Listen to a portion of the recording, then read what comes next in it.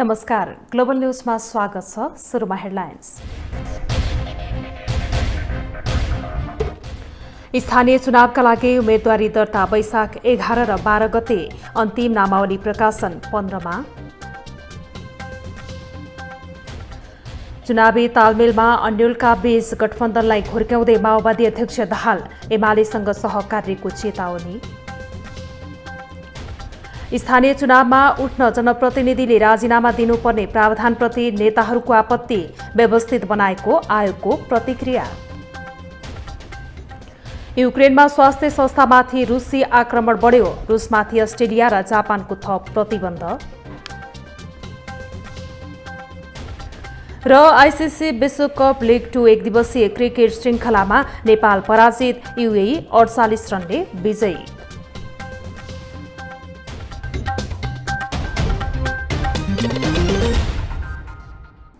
Global news अब विस्तारमा। स्थानीय तहको निर्वाचनका लागि वैशाख 11 र 12 गते उम्मेदवारी दर्ता हुने भएको छ। निर्वाचन आयोगका अनुसार उजुरी दर्ता, त्यसपछि जाँचबुझ लगायत प्रक्रिया पूरा गरेर वैशाख 15 मा उम्मेद्वारको नाम सार्वजनिक गरिनेछ। उम्मेद्वारले नाम फिर्ता लिन चाहे 16 गतेको समय दिइनेछ। त्यस दिन साँझ 5 बजेदेखि 6 बजेसम्म उम्मेदवारीको अन्तिम नामावली प्रकाशित गरिनेछ। यस्तै 17 गते चुनाव चिन्ह प्रदान गरिनेछ। वैशाख 30 गते बिहान 7 बजेदेखि साँझ 5 बजेसम्म मतदान हुनेछ। निर्वाचन आयोगले आगामी तह निर्वाचन ऐन र संवैधानिक व्यवस्था अनुसार निर्वाचन कार्यतालिका र आचार संहिता जारी गर्ने काम गरिरहेको जनाएको छ। सत्ता गठबन्धनमा रहेका दलहरूका बीचमा आगामी चुनावमा तालमेल हुने वा नहुने अन्यल बढेका बेला माओवादी केन्द्रका अध्यक्ष प्रचण्डले भने एमालेसँग तालमेल हुन सक्ने घुर्की लगाउन थालेको छ। कांग्रेस चुनावी तालमेल गर्ने कोसिस गरेको माओवादी केन्द्रले कांग्रेसलाई नै तर्साउन एमालेसँग तालमेल हुने बताएको भए पनि एमालेको औपचारिक धारणा भने आइसकेको छैन। सत्तारूढ गठबन्धनमा रहेका दलका नेताहरूले चुनावी तालमेलका बारेमा फरक धारणा सार्वजनिक गरिरहेका बेला माओवादी केन्द्रका अध्यक्ष प्रचण्डले भने एमालेसँग चुनावी तालमेल हुन सक्ने दावी गरेका छन्। सकभर कांग्रेससँग चुनावी तालमेल गर्ने कोसिस गरिरहेका अध्यक्ष प्रचण्डले कांग्रेसले मतलब नगरे एमालेसँग समेत चुनावी तालमेल हुन सक्ने बताएका हुन्। नेपाली कांग्रेसको केही नेताहरूले भन्ने गर्छन् नि माओवादी केन्द्रसँग कुनै हालतमा तालमेल गरिँदैन, हुनै सक्दैन भन्ने ढङ्गले असाध्य अतिवादी ढङ्गले बोल्ने केही नेता देखिनु भएको छ। हुन त प्रधानमन्त्रीजीले उहाँहरूलाई अब बोल्न बन्द गरेर पनि भनिसक्नु भएको छ। अब कांग्रेसले लखेट्न नै थाल्यो भने त परिस्थिति के हुन्छ भन्न सकिँदैन। यता गठबन्धनमै रहेको अर्को दल नेकपा एकीकृत समाजवादीले समेत कांग्रेससँग चुनावी तालमेल गर्ने कोसिस गरिरहेको छ। नेकपा एकीकृत समाजवादीका नेताहरूले त कांग्रेस चुनावी तालमेलका लागि तयार नभए वाम गठबन्धन बन्न सक्ने बताउन थालेका छन्। वैशाख 30 गतेको चुनावको बेलामा कलमको कमाल देखिन सक्नु पर्दछ। सत्य र न्यायको प्रतीकको रूपमा रहेको त्यो कलमले अवश्य कमाल गर्नेछ भन्ने आशा गर्दै कलमको प्रचार अभियानमा गाउँ टोल बस्तीमा हामी पुगौं। माओवादी केन्द्रका अध्यक्ष प्रचण्डको एमालेसँग चुनावी तालमेल गर्ने घुर्कीपछि प्रधानमन्त्री शेरबहादुर देउवाले बिहिबार प्रचण्ड र माधव नेपालसँग छलफल समेत गरेका थिए। कांग्रेसभित्र स्थानीय तहको चुनावमा तालमेल गर्ने विषयमा फरक मत छ, तर त्यही कारणले माओवादी केन्द्र र एमालेका बीचमा चुनावी तालमेल हुन सक्ने अवस्था भने अहिले देखिसकेको छैन। ग्लोबल टेलिभिजनका लागि क्यामेरामा राजेन्द्र काफ्लेका साथमा अमृत राज काफ्ले, काठमाडौँ। आसन्न स्थानीय तहको चुनावको मिति आउन अब मात्र 65 दिन बाँकी रहेको छ। निर्वाचन आयोगले स्थानीय तह निर्वाचन ऐन 2073 अनुसार आचार संहिता बनाइसकेको छ, तर राजनैतिक दलहरूले भने त्यसको आलोचना गरेका छन्। अहिलेका निर्वाचित जनप्रतिनिधिहरूले आगामी चुनावमा उम्मेद्वार हुन चाहे पहिला राजीनामा दिनुपर्ने आयोगको निर्णयका बारेमा दलका नेताहरूले विरोध गरेका हुन्। निर्वाचन आयोगले स्थानीय तहको चुनावको लागि बनाएको आचार संहिता अनुसार अहिलेका जनप्रतिनिधिहरू आगामी चुनावमा समेत उम्मेद्वार हुन चाहँदा मनोनयन दर्ता अघि नै राजीनामा दिनुपर्ने व्यवस्था गरेको छ, तर राजनीतिक दलहरूले त्यसको आलोचना गरेका छन्। काठमाडौँ महानगरपालिकाका मेयर विद्यासुन्दर साक्यले जनताले जिताएर पठाएका जनप्रतिनिधिलाई पुनः उम्मेदवारी दिन राजीनामा दिनुपर्ने निर्णय गर्नु आपत्तिजनक रहेको बताए। निर्वाचन आयोगले भने स्थानीय तह निर्वाचन ऐन 2073 अनुसार आचार संहिता बनाएको बताएको छ। स्थानीय तह निर्वाचन ऐन 2073 अनुसार अनुसार कुनै स्थानीय तह वा स्थानीय तहको स्वामित्वमा वा स्थानीय तहबाट अनुदान प्राप्त संस्थामा पारिश्रमिक पाउने गरी बहालमा रहेको व्यक्ति निर्वाचनको लागि अयोग्य हुने व्यवस्था छ। त्यसै व्यवस्थालाई आचार संहितामा व्याख्या गरिराखिएको निर्वाचन आयोगले जनाएको छ। स्थानीय तह निर्वाचन ऐन 2073 को योग्यता र अयोग्यता दफा 12 मा उम्मेदवारको योग्यता सम्बन्धी कुरा छ, दफा 13 को अयोग्यता सम्बन्धी छ र यसको चाहिँ घमा के भनिएको छ भन्दा कुनै स्थानीय तह वा स्थानीय तहको स्वामित्व वा नियन्त्रणमा रहेको वा स्थानीय तहबाट अनुदान प्राप्त संस्थामा पारिश्रमिक पाउने गरी बहाल रहेको व्यक्ति स्थानीय तह निर्वाचनको लागि चाहिँ अयोग्य हुने भन्ने व्यवस्था छ। निर्वाचन आयोगले राजीनामा नदिई चुनावमा जाँदा त्यसले मतदातामा प्रत्यक्ष प्रभाव पार्न सक्ने आशंका व्यक्त गरेको छ। त्यसैलाई व्यवस्थित बनाउन आचार संहिता ल्याइएको आयोगको भनाइ छ। ग्लोबल टेलिभिजनका लागि क्यामेरामा वेद श्रेष्ठको साथमा कविन्द्र तिमसिना, काठमाडौँ। यसअघिको समाचारमा स्थानीय तहको चुनाव आउन 56 दिन बाँकी हुनुपर्नेमा अन्यथा भएकोमा सच्याइएको छ। स्थानीय तहको चुनाव नजिकिँदै गर्दा महानगरदेखि गाउँपालिकाको उम्मेद्वारहरूको लागि चर्चा परिचर्चा हुन थालेको छ। अहिलेका राजनैतिक दलले चुनावी अभियान सुरु गरिसकेका छन्। आउँदो चुनावका लागि काठमाडौँ महानगरपालिकादेखि देशका अन्य स्थानको प्रमुख पदका लागि गायक, लेखकदेखि व्यवसायीहरूले समेत उम्मेदवारी दिने भएका छन्। वैशाखमा हुने स्थानीय चुनावको चर्चासँगै चुनावको तयारी समेत सुरु भएको छ। नेपाली कांग्रेसले चुनावी अभियान सुरु गरिसकेको छ भने सरकारमा रहेको अर्को दल नेकपा एकीकृत समाजवादीले समेत सबै नेता कार्यकर्ताहरूलाई गाउँ जान निर्देशन दिएको छ। माओवादी केन्द्रले समेत आन्तरिक प्रशिक्षण सुरु गर्दा नेकपा एमाले सांसदहरूलाई गाउँ जान निर्देशन दिइसकेको छ। त्यसबाहेक उम्मेदवारी घोषणा समेत सुरु भइसकेको छ। मेयर पदका लागि दल बाहिरका विभिन्न व्यक्तिहरूले उम्मेदवारी दिने घोषणा सुरु गरेका छन्। काठमाडौँ महानगरका लागि गायक बालन शाह, पोखराबाट लेखक गणेश पौडेल, बागलुङबाट नितु खड्का, धनगढीबाट गोपाल हमाल लगायत देशैभरबाट 80 भन्दा धेरै उम्मेदवारी घोषणा गरेका छन्। त्यसो त महानायक राजेश हमालले समेत उम्मेदवारी दिने चर्चा चलाएका छन्। स्वतन्त्र उम्मेदवारी दिने घोषणा गरेकाहरूले अहिलेका दलबाट निर्वाचित भएकाहरूले राम्रो काम गर्न नसकेको बताएका छन्। स्थानीय तहलाई दलरहित र तपाईको भागभण्डा रहित बनाउनको लागि चाहिँ मेरो मेयरको उम्मेदवारी हो यति बेला सर्टकटमा, हैन। र अर्को कुरा देश घुमिरहँदा, देश बुझिरहँदा र स्थानीय तहलाई नजिकबाट निहालिरहँदाखेरि चाहिँ त्यो स्थानीय तहलाई कसरी तपाईको चाहिँ दल भन्दा बाहिर राख्न सकिन्छ भन्ने खालको लागि त्यसको लागि चाहिँ मेरो उम्मेदवारी हो। त्यस्तै पोखरा महानगरपालिकाबाट आफूलाई अटेरी उपनाम दिएर उम्मेदवारी घोषणा गरेका लेखक गणेश पौडेलले भने कुनै पनि दलको झोला नबोकी नेतृत्व गर्नका लागि उम्मेदवारी घोषणा गरेको बताएका छन्। राजनीतिक दलहरूको प्रमुख ध्यान भनेको उनीहरूको कार्यकर्ता व्यवस्थापन एक नम्बर कुरा र दोस्रो नम्बर कुरा भनेको उनीहरूको ठुल्ठुला पूर्वाधारहरूमा बढी केन्द्रित हुने र काम नगर्ने, हावादारी पूर्वाधारहरू बढी गर्ने र खास जनतालाई चाहिँ स्वास्थ्य, सुरक्षा जस्ता चिजहरूमा चाहिँ उनीहरूको ध्यान नजाने। त्यो कारणले हाम्रो मूलभूत रूपमा हामी फरक भएको त्यसबाटै हो। ठुला दलहरूले बन्ने घोषणापत्रहरूमा यस्ता ससाना चिज जो जनजीविकासँग जोडिएका छन् र स्थानीय निकायको खास कर्तव्य तिनीहरूलाई सुधार गर्नुहुन्छ त्यसतर्फ नहुने देखियो क्या। त्यो कारणले हामीले हाम्रा मुद्दाहरू चाहिँ जनताका खास केन्द्रित गरेर बनाउने भनेर हामीले यो स्वतन्त्र उम्मेदवारी दिएका हौँ। यता बाँकेको कोहलपुर नगरपालिकाबाट स्वतन्त्र उम्मेदवार दिन लागेका होटल व्यवसायी देवनन्द अर्याल भने दलीय सिन्डिकेट तोड्नका लागि आफूले उम्मेदवार दिएको बताउँछन्। यो मेयर प्रतिको आकर्षण भन्दा पनि यो दलीय सिन्डिकेट र दलमा चाहिँ असक्षम मान्छेहरूलाई नै बार बार चाहिँ दोहोर्याउने प्रवृत्ति देखेर त्यसको विरुद्धमा हो यो, खास कुनै पदको लागि भनेर होइन। यसअघिका चुनावमा समेत स्वतन्त्र उम्मेदवारी दिने गरेको भए पनि चुनावमा जित हासिल गर्नेको संख्या भने नगर्ने रहेको छ। प्रतिनिधि सभाको चुनावमा समेत स्वतन्त्र उम्मेदवारी दिएर विजयी भएकाहरू अर्को दल प्रवेश गर्ने गरेको समेत देखिएको थियो। ग्लोबल टेलिभिजनका लागि क्यामेरामा सन्दीप डागेका साथमा सुस्मिता बानिया, काठमाडौँ। अब पालो ग्लोबल भोइसको।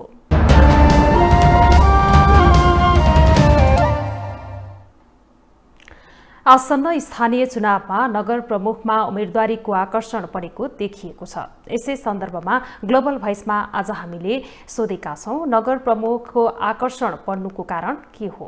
5 वर्ष अगाडि जुन स्थानीय चुनाव भएको थियो त्यस आधारमा चाहिँ त्यो मेयरमा प्लस जनप्रतिनिधिहरूका पदहरूमा चाहिँ तपाईँको धेरै नै चार्मिङ देखियो। धेरै नै अब के यावत रूपमा खुलेर रूपमा कुरा गर्दाखेरि भ्रष्टाचार धेरै भए।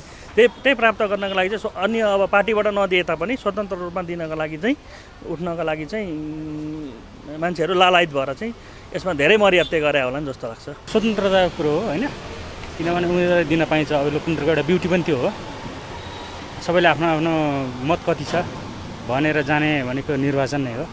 त्यो हुनाले सबैलाई स्वतन्त्रता छ, त्यो जान पाइन्छ। त्यो राम्रै लोकतन्त्रको एउटा राम्रै पक्षको रूपमा लिएको छु म चाहिँ। बजेट कहाँ बढी आउँछ? अब महानगरमा ठुलो बजेट हुन्छ, त्यो बजेटबाट चाहिँ नि फाइदा लिने हिसाबले, अब जनताको सेवा गर्ने हिसाबले भन्दा पनि फाइदा आफूलाई कसरी हुन्छ, फाइदा गर्ने लिने हिसाबले त्यो चाहिँ नि बढी आकाङ्क्षा त्यहाँ चाहिँ नि देखिन्छ उम्मेदवारहरूको। देश र जनताको लागि विकास गर्ने हो होइन, मुलुकको लागि केही गर्ने हो भने मेयर पद एकदम राम्रो उच्च स्थानीय सरकारको प्रमुख हो होइन। उसले गर्न चाह्यो भनेदेखि सबै थोक हुन्छ। तर के हो त भने भ्रष्टाचार नगरिकन एउटा प्रतिबद्ध भएर तपाईँको चाहिँ जनता र मुलुकका लागि केही गर्नु पर्यो। त्यो मेयर पद भनेको स्थानीय सरकार प्रमुख हो, एउटा निश्चित एरिया पनि हुन्छ त्यसको होइन, नगरपालिकाको भनौँ न। र उहाँले त्यो मेयरको पदले गर्नु भने धेरै कुरो गर्न सकिन्छ, तर के भने एउटा निष्ठापूर्वक इमान्दारीपूर्वक गर्नु पर्यो। त्यसरी जाने हो भने चाहिँ मेयरको पद अत्यन्तै आकर्षक पद हो र देश र जनताको लागि चाहिँ गर्नु पर्यो। हामीले जिताएको सभासदहरूले हामीले चुनावबाट माथि लगेको प्रतिनिधिहरूले के गरे जनताको लागि? गरिबलाई कुटिरहेछ, तिनीहरूको लागि फर्केर हेरेको छैन, त्यसमा पनि दुःख लागेछ। र अब हुने चुनावमा चाहिँ तपाईँहरूलाई पनि म अनुरोध के गर्छु भन्दाखेरि राम्रो सक्रिय उसले तलब खाओस्, जनताले उसलाई सरकारले तोकेको तलब खाओस्, भ्रष्टाचार बढी भयो, यो नहोस् भन्नु म चाहन्छु। देखिहाल्नु विद्या सुन्दर के अरे महान्दरी के अरे साक्य हो के हो, फोहोर देखिहाल्नु नि, काम गरेर देखिहाल्नु।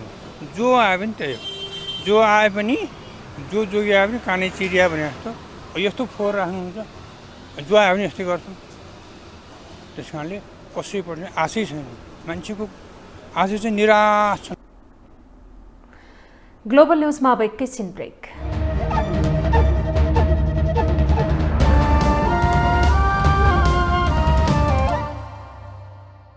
ब्रेकपछि स्वागत छ। अब बाँकी न्युज। केपी शर्मा ओली नेतृत्वको सरकार रहेको बेला नियुक्त भएका संवैधानिक पदाधिकारीको नियुक्ति विरुद्ध परेका रिट हेर्दा हेर्दैमा राखिएको छ।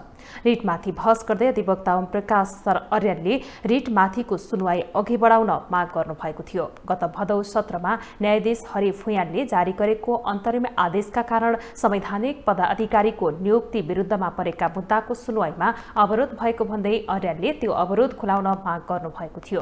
न्यायाधीश हरि फुयालको एकल इजलासले रिग्मीको रिट निवेदनमाथि सुनवाई गर्दै संवैधानिक परिषद सम्बन्धी अध्यादेश र त्यसका आधारमा भएको नियुक्ति सम्बन्धी मुद्दाको सुनवाई स्थगित गर्न आदेश दिएको थियो। संवैधानिक इजलासमा कायम मुकायम प्रधान न्यायाधीश दीपक कुमार कार्की, न्यायाधीशहरू मेरा खड्का, हरिकृष्ण कार्की, विशम्बर श्रेष्ठ र ईश्वर प्रसाद खतिवडा रहेका छन्।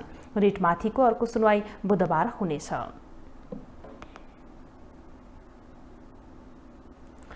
घुस खाएर लाइसेन्स दिएको आरोपमा यातायात व्यवस्था कार्यालय कास्कीका तत्कालीन निमित्त कार्यालय प्रमुखसहित 9 जना विरुद्ध मुद्दा दायर भएको छ।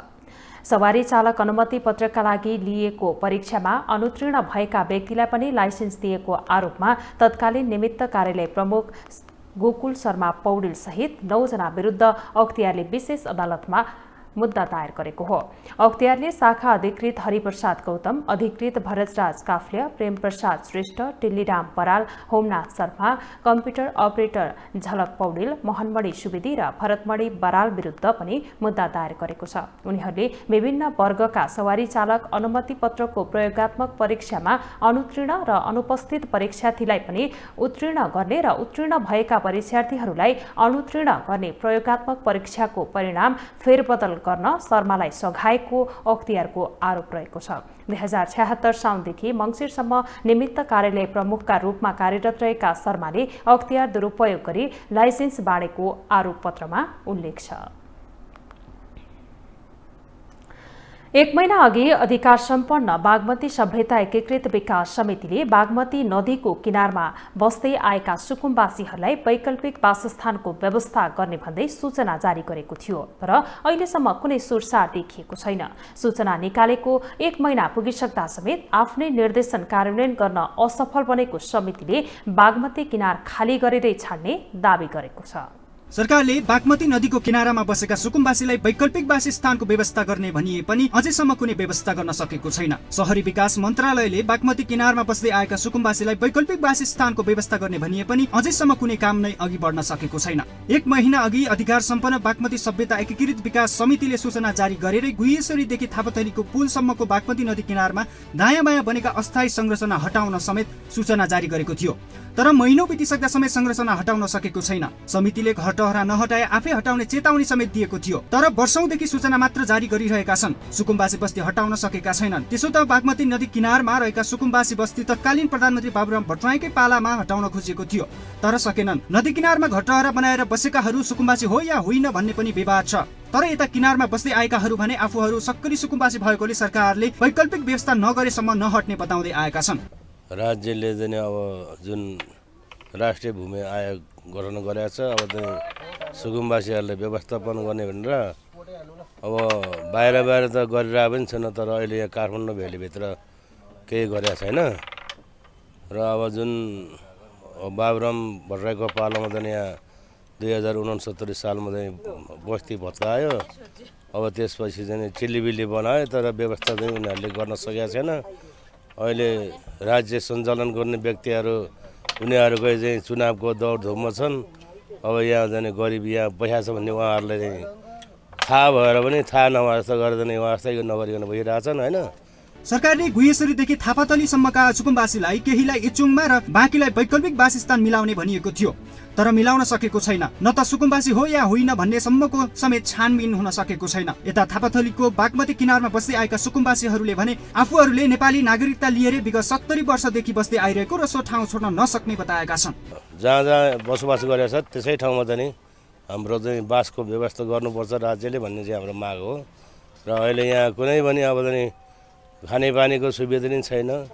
एउटा चाहिँ जुन बर्खामा भेलबाढी आउँछ त्यो अब चाहिँ बस्तीमा चाहिँ भेलबाढी छिर्छ, त्यतिखेर अब सेना प्रहरी आउँछन् यहाँ जाने यसो जाने अब ल तपाईँहरू चाहिँ अब एउटा चाहिँ सुरक्षित ठाउँमा जानुभन्दा कहाँ जाने भयो। राज्यले तोकेको छैन। अब चाहिँ अब 1-2 दिनको लागि चाहिँ मान्छेको चाहिँ यो सरसामानहरू ओसार्दैमा जाने हैरान हुन्छ होइन। त्यस कारणले चाहिँ हामीले चाहिँ यथास्थलमा चाहिँ हाम्रो चाहिँ बासको ग्यारेन्टी गर्नुपर्छ र हामीलाई छिटोभन्दा छिटो चाहिँ वैकल्पिक व्यवस्था गर्ने र अब चाहिँ भूस्वामित्व सहितको चाहिँ लालपुर सहित हामीलाई चाहिँ बासको ग्यारेन्टी हुनुपर्छ भनेर हामीले चाहिँ माग गरेका छौँ। अहिले बागमती नदीको गोकर्णदेखि गुहेश्वरीसम्म दुईतर्फी किनारमा रहेका टहरा हटाइसकिएको भए पनि गुहेश्वरीबाट थापातलीसम्म भने अहिले समेत सरकारी जमिन कब्जा गरेर बसेकाहरूलाई हटाउन सकिएको छैन। यसअघि समेत नदी किनारमा रहेका सुकुम्बासीहरूलाई व्यवस्थित गर्ने सरकारी तयारी असफल हुँदै आइरहेको छ। सरकारले भूमिहीनहरूलाई लाल पूर्जा दिन सुरु गरेको छ। यसअघि पहिलो चरणमा काठमाडौँको कीर्तिपुरका भूमिहीनहरूलाई जग्गाको लाल पूर्जा दिएको सरकारले आज भने भक्तपुरमा लाल पूर्जा वितरण गरेको हो। भूमि सम्बन्धी समस्या समाधान आयोग गठनको 2 वर्षपछि सरकारले लाल पूर्जा वितरण सुरु गरेको हो। चैत्र 1 गते काठमाडौँको कीर्तिपुरमा भूमिहीनलाई लाल पूर्जा वितरण गरेको सरकारले शुक्रबार भने भक्तपुरका भूमिहीनलाई लाल पूर्जा वितरण गरेको हो। भूमि व्यवस्था सहकारी तथा गरिबी निवारण मन्त्री शशि श्रेष्ठले लाल पूर्जा वितरण गरेकी हुन्। उनले संविधानमा भएका जनताका अधिकारलाई व्यवहारमा कार्यान्वयन गर्ने विषय सरकारको प्राथमिकतामा रहेको बताइन्। संविधानमा व्यवस्था भए अनुसार भूमिहीन दलित, भूमिहीन सुकुम्बासीहरूलाई जग्गा उपलब्ध गराउने, अव्यवस्थित बसोबासीहरूको व्यवस्थापन गर्ने कार्य सम्पन्न गर्नको लागि राष्ट्रिय भूमि आयोग नेपालको इतिहासमा पहिलो पटक यिनै बनाएर यसलाई अगाडि बढाएको छ। भक्तपुरको मध्यपुर ठिमीमा शुक्रबार भूमिहीनलाई जग्गाधनी दर्ता पूर्जा वितरण गर्दै उनले संविधानमा व्यवस्था भए अनुसार भूमिहीन दलित सुकुम्बासीलाई जग्गा उपलब्ध गराउन सरकार गम्भीर रहेको समेत दावी गरिन्। संविधानमै व्यवस्था भएको मुक्त कमैया, कमलरी, घरुवा चरुवा, हलिया, भूमिहीन सुकुम्बासीहरूको पहिचान गरेर बसोबासका लागि घरघरी तथा जीविकोपार्जनका लागि कृषियोग्य जमिन वा रोजगारीको व्यवस्था गर्दै पुनर्स्थापना गर्ने भन्ने विषय पनि प्राथमिकतामा रहेको छ। भूमिहीन सुकुम्बासीका लागि बसोबासका लागि घडेरी तथा जीविकोपार्जनका लागि कृषियोग्य जमिन वा रोजगारीको व्यवस्था गर्ने सरकारको तयारी छ। 2076 सालमा सरकारले भूमिहीन सम्बन्धी समस्या समाधान आयोग गठन गरेको थियो। आयोग गठन गरेको झनै 2 वर्षपछि सरकारले भूमिहीनलाई जग्गा उपलब्ध गराउन सुरु गरेको हो। ग्लोबल टेलिभिजनका लागि कविन्द्र तिमसिना, काठमाडौँ। ऊर्जा, जलस्रोत तथा सिंचाई मन्त्री पम्फा भूषालले सिंचाईमा खपत हुने विद्युत निशुल्क बनाउने घोषणा गर्नुभएको छ। काठमाडौँमा आज सुरु भएको नेपाल हस्तकला महासंघको वार्षिक साधारण सभामा मन्त्री भूषालले कृषि क्षेत्रलाई आत्मनिर्भर बनाई मुलुकको अर्थतन्त्रमा टेवा पुर्याउन सिंचाईमा खपत हुने विद्युत निशुल्क बनाउने लक्ष्य लिएको बताउनुभयो। उहाँले नेपालमा उत्पादन हुने वस्तु आयात नगर्न पनि व्यवसायीहरूलाई आग्रह गर्नुभयो। हाम्रो यही वनजग्गामा बडो ऐतिहासिक छ भक्तपुरको, त्यसैले नाफा हुन्छ भनेर जे पनि व्यवसाय नगरौँ, म विशेष ढङ्गले यता आग्रह गर्छु। हामी धेरै कुरा गर्छौँ, धेरै कुरा माग्छौँ, तर कमसेकम व्यवसाय पनि त्यस्तो गरौँ जसले राष्ट्रिय अर्थतन्त्रलाई टेवा हुन्छ। नाफा मात्रै हेरेर गर्ने भनेदेखि त अझ अरू विषय हुन्छन् होला, हामी त्यस्तो पक्कै पनि गर्दैनौँ। तर यति कुरा चाहिँ एउटा कोड अफ कन्डक्ट बनाऊ हाम्रा व्यवसायीले, हाम्रो देशभित्र हुने कुरा चाहिँ आयात नगरौँ। कार्यक्रममा काठमाडौँ महानगरपालिकाका प्रमुख विद्यासुन्दर साकेले बजारको माग अनुसार हस्तकला सामग्री बिक्री गर्न उद्योगीहरूलाई आग्रह गर्नुभयो। ललितपुर महानगरपालिकाका प्रमुख चेरी बाबु महर्जनले हस्तकलाका सामग्रीहरूको उत्पादन र विश्व बजारमा निर्यातका लागि सहयोग गर्ने धारणा राख्नुभयो। रंगहरूको पर्व होली अर्थात् फागु पर्व तराईमा पनि विशेष उत्साहका साथ मनाइएको छ। पहाडी क्षेत्रमा होली मनाइएको भोलिपल्ट तराईका जिल्लामा होली मनाउने चलन छ। फगुवा खेल्ने अर्थात् फागु पूर्णिमामा तराई मधेसमा बेग्लै रौनक हुन्छ। होलीको अवसरमा तराईका जिल्लाहरूमा आज सार्वजनिक बिदा समेत दिएको छ। रंगहरूको पर्व होली अर्थात् फागु पर्व आज पनि हर्षोल्लासपूर्वक मनाइँदैछ। पहाड़ी क्षेत्रमा होली मनाइएको भोलिपल्ट तराईका जिल्लामा होली मनाउने चलन छ। होली पर्वको परम्परा ऋतुराज वसन्तका मित्र मदन अर्थात् कामदेवको पूजाबाट शुरू भएकाले यस उत्सवलाई मदन उत्सव या वसन्त उत्सवका रूपमा मनाइन्छ। भौगोलिक संरचना र मान्यता अनुरूप हिमाली र पहाड़ी भेगमा पूर्णिमाका दिन फागुको रूपमा मनाइने यो पर्व तराईमा पूर्णिमाको भोलिपल्ट होली मनाइन्छ। असत्यमाथि सत्यको प्रतीक, छलमाथि निश्चलता, अनेकतामा एकता, अधर्ममाथि धर्मको विजयको प्रतीकका रूपमा यो पर्व मनाइन्छ। मधेसमा होरी, होली, फगुवा र फागुका नामले मनाइने यो पर्व प्रेम र स्नेहको चाडको रूपमा पनि लिइन्छ। सबै प्रकारका भेदभावलाई भस्म गरी सबैलाई एउटै रंगमा रंगाउने होली पर्व समानता र सद्भावको प्रेरणा स्रोत रहि आएको छ। हिन्दू, मुस्लिम, सिख, इसाई, मंगोल, किरात, राई आदिमा एकताको सन्देश दिँदै मनाइने यस पर्वले सबैको मनमा उमंग एवं उत्साहका साथ पर्वको रूपमा तराईमा मनाइन्छ। वैदिक यज्ञसँग जोडिएको होलीमा आगोमा चिर डढाउने यो पर्वमा मिथिलाञ्चलमा नयाँ अन्नलाई आगोमा पोलेर प्रसादको रूपमा खाने चलन पनि छ। प्रकृतिले दिएका अन्न बाली जे जति छन् ती कुराहरूलाई सम्मान गर्ने र भगवानलाई चढाइसकेपछि मात्रै आफूले प्रयोग गर्ने परम्परा अनुसार चाहिँ यो अन्नहरू गहुँ, चना लगायतका यी बालीहरू भित्राइसकेपछि ती बालीहरूलाई सबभन्दा सर्वप्रथम चाहिँ अग्निमा आहुति दिएर एउटा यज्ञ जस्तो गरेर अनि त्यसपछि त्यसैको प्रसाद त्यो डढेको भस्मको धारण गरेर भस्मको धारण पनि गर्ने प्लस त्यो भगवानलाई चढाइसकेपछि त्यही अन्नको प्रयोग पनि गर्ने अथवा प्रकृतिलाई अथवा प्रकृतिले दिएको अन्नको भण्डारलाई सम्मान स्वरूप पहिला भगवानलाई अर्पण गर्ने, अदृश्य शक्तिलाई अर्पण गर्ने अनि त्यसैलाई प्रसाद स्वरूप ग्रहण गर्ने र धारण पनि गर्ने परम्परा स्वरूप चाहिँ यो किसिमको होलक भनिन्छ त्यसलाई चाहिँ त्यो अन्न जलाएको डढाएको अन्नलाई हो त्यो अन्नको प्रयोग गर्ने स्वरूपमा पनि यो पर्वलाई लिइन्छ। फागुन पूर्णिमाका दिन तराई मधेसमा कतिपय परिवारमा कुलदेवतालाई नैवेद्य चढाउने प्रचलन पनि रहेको छ, जसलाई मैथिली भाषामा पातली भनिन्छ। तराईमा आजै राति सामूहिक रूपमा होलिका दहन गरिन्छ। तराईका धेरै ठाउँमा पारस्परिक नटुवा नृत्यका साथ नटुवाहरू नाच्छन्। सांस्कृतिक महत्वका साथै वैज्ञानिक महत्व रहेको यस पर्वमा खेलिने रंग र अबिरले छालाको रोग निवारण गर्ने, खोकी नाश गर्ने, होलिका दहनको धुवाँबाट शीतलका जन्य रोग नाश हुने, खरानीले दृष्टात्मकको कुदृष्टि समेत नपर्ने धार्मिक मान्यता रहिआएको छ। ग्लोबल टेलिभिजनका लागि क्यामेरामा सन्दीप डाकेका साथमा माया पाण्डे, काठमाडौँ। अब पालो ग्लोबल सञ्जालको।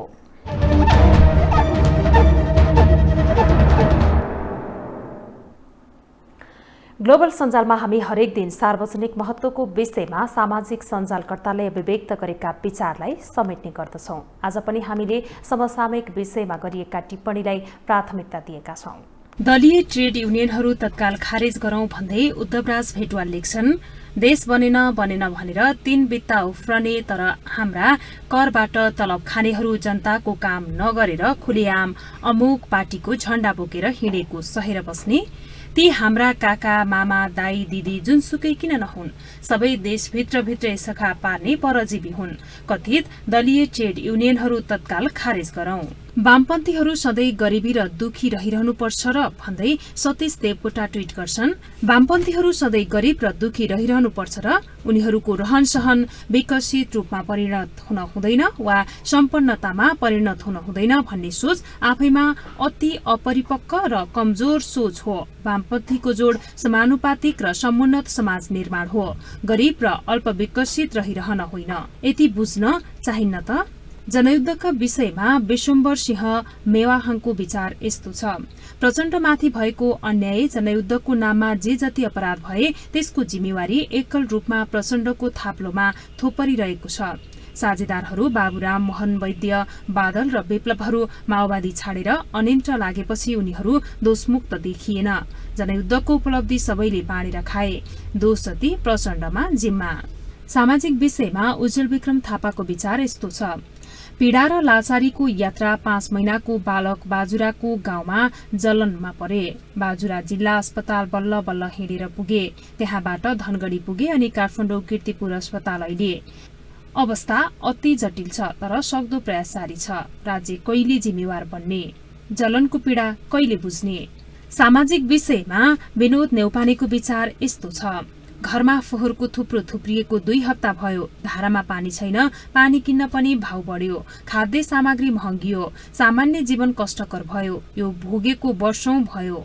सबै समाधान गर्छौं भन्थे उनै मान्छे उनै पार्टीहरू भोट माग्न आउँछन्, छक्क पर्नु छ। अब बिजनेस न्यूज।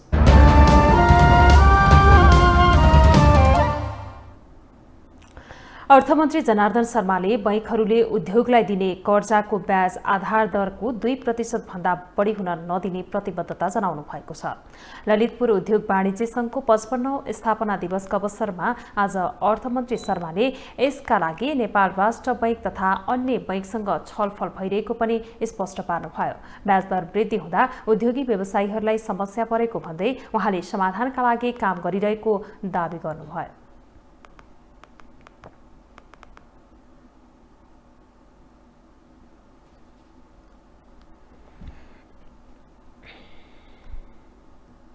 ब्याज दर जसरी वृद्धि भएको छ त्यसले उद्योग वाणिज्य क्षेत्रमा एउटा समस्या, व्यवसायीहरूलाई समस्या पैदा भइरहेको कुरा छ। त्यसलाई कसरी समाधान गर्ने भनेर मैले विरत छलफल सुरु गरेको छु, राष्ट्र बैंकसँग परामर्श गरिराखेको छु र यसलाई एउटा निकास दिनुपर्छ भन्ने मान्यतामा अर्थ मन्त्रालय लागिरहेको कुरामा यहाँलाई जानकारी गराउन चाहन्छु। अर्थमन्त्री शर्माले हरेक वर्ष निर्यात बढाउँदै लैजाने गरी सरकारले नीति बनाउने बताउनुभयो। उहाँले गोलमाल भएको बैंकिङ क्षेत्रलाई सुधार्ने काम गरिरहेको दावी समेत गर्नुभयो।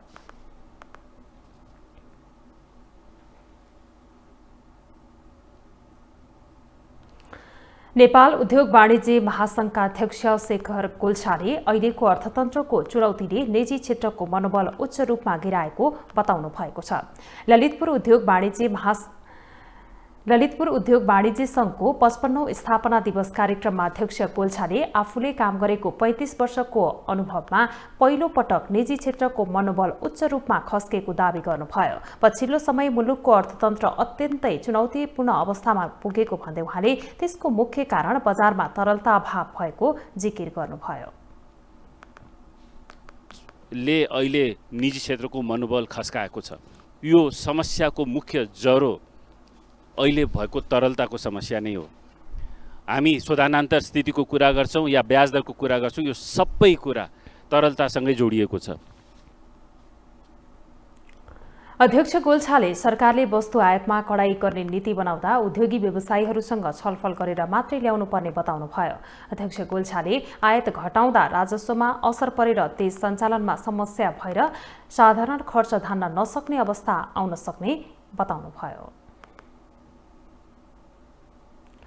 नेपाल निर्माण व्यवसायी महासंघले सरकारले साना व्यवसायीहरूको वृद्धि विकासमा निषेधको नीति लिएको आरोप लगाएको छ। महासंघले काठमाडौँमा आज पत्रकार सम्मेलन गरी साना निर्माण व्यवसायीहरूलाई सीमित ठेक्का लिन पाउने व्यवस्था गरेर निषेधको नीति लिएको बताएको हो। अध्यक्ष रवि सिंहले ठूला निर्माण व्यवसायीहरूलाई हरेक विधामा 3-3 वटा र 3 अर्ब भन्दा मुनिको काममा 5 वटा ठेक्का लिन पाउने व्यवस्था गरेको प्रति आपत्ति जनाउनुभयो। उहाँले केही बिचौलियाले एकलौटी रूपमा विकास निर्माणका ठेक्का लिएर राज्य कोषको दुरुपयोग गरिरहेको दावी गर्नुभयो। एटी कन्ट्र्याक्टरलाई काम बिक्री गर्ने जुन प्रणाली छ त्यसबाट राज्य कोषको दुरुपयोग, जनताले तिरेको करको राज्य कोषको दुरुपयोग भएको छ।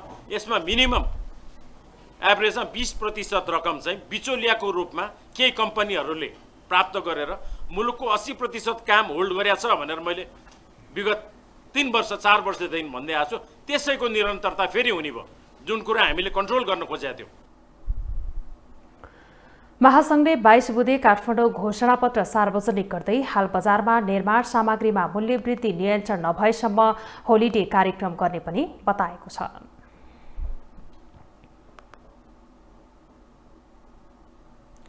अब इन्टरनेशनल न्यूज।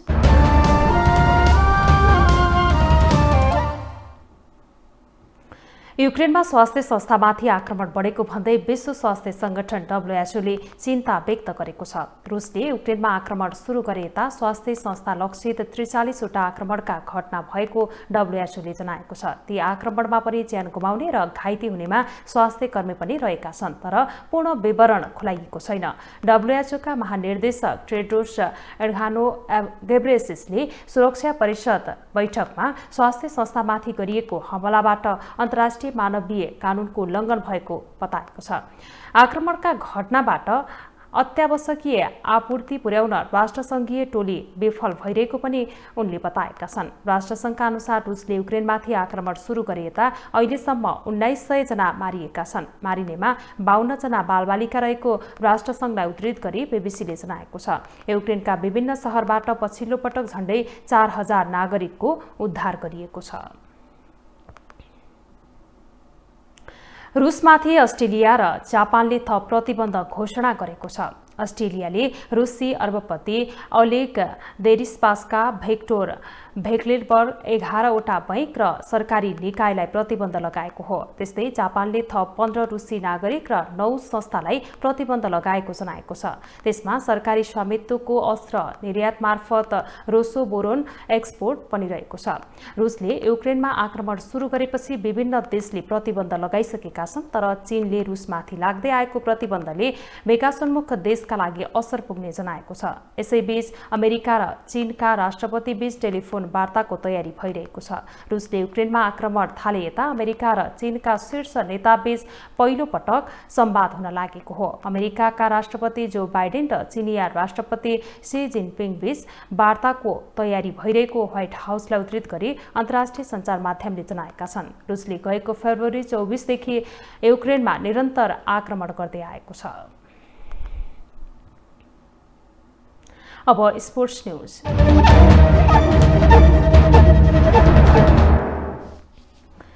आईसीसी विश्वकप क्रिकेट लीग 2 अन्तर्गत एक दिवसीय क्रिकेट श्रृङ्खलामा नेपाल संयुक्त अरब एमिरेट्स यूएईसँग 48 रनले पराजित भएको छ। यूएईले दिएको 169 रन पछ्याएको नेपाल 35 ओभर 1 बलमा 120 बलमा समेटियो। नेपालका लागि रोहित पौडेलले सर्वाधिक 46 रन बनाए। यस्तै ज्ञानेन्द्र मल्लले 28, कुशल भोटेलले 11, आसिफ शेख र सन्दीप लामिछानेले 7, करण केसी र सोमपाल कामीले 6, दिपेन्द्र सिंह ऐरी 4, आरिफ शेख र कमल ऐरी 0 रनमा आउट भए।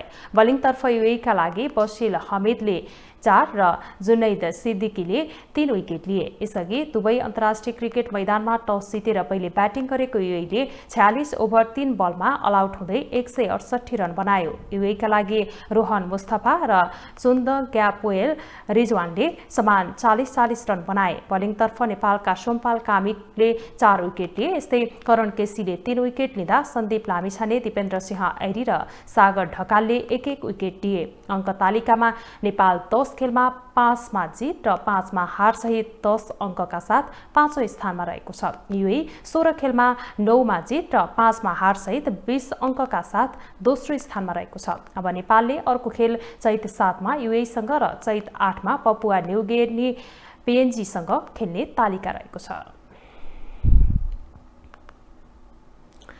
ग्लोबल न्यूज कन्टेमा अहिलेसम्मका हेडलाइन्स पुनः एकपटक।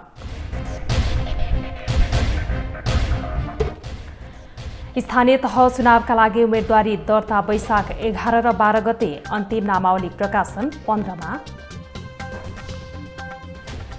चुनावी तालमेलमा अन्यलका बीच गठबन्धनलाई खुर्क्याउँदै माओवादी अध्यक्ष दाहाल एमालेसँग सहकार्यको चेतावनी। स्थानीय चुनावमा उठ्न जनप्रतिनिधिले राजीनामा दिनुपर्ने प्रावधानप्रति नेताहरूको आपत्ति, व्यवस्थित बनाएको आयोगको प्रतिक्रिया। युक्रेनमा स्वास्थ्य संस्थामाथि रुसी आक्रमण बढ्यो, रुसमाथि अस्ट्रेलिया र जापानको थप प्रतिबन्ध। र आईसीसी विश्वकप लीग 2 एक दिवसीय क्रिकेट श्रृङ्खलामा नेपाल पराजित, यूएई 48 रनले विजयी।